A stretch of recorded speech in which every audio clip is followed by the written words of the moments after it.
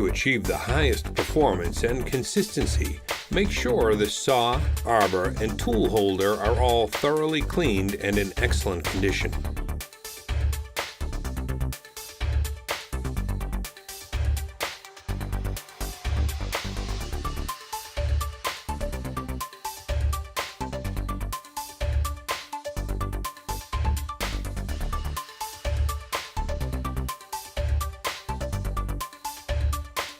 Tool holder and arbor selection are key variables impacting saw performance.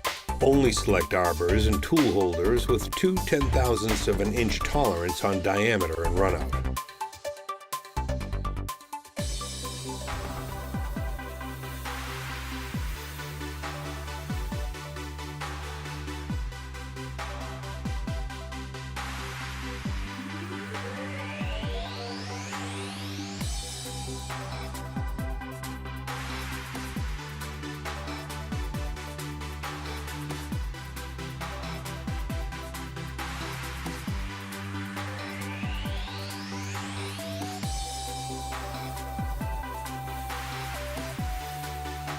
Because of the precision fit and tight tolerances, you need to ring the saw in to make sure it seats flat.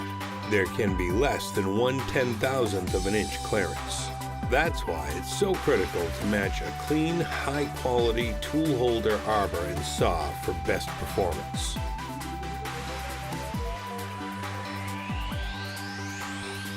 You do not need to over-tighten. Hand tighten with moderate force. Start by indicating the side of the saw. There should be less than 5 10,000ths of an inch runout. If there's more than that, break the saw loose and clean and ring in the saw again. If that doesn't work, check to make sure the tool holder and arbor are in excellent condition.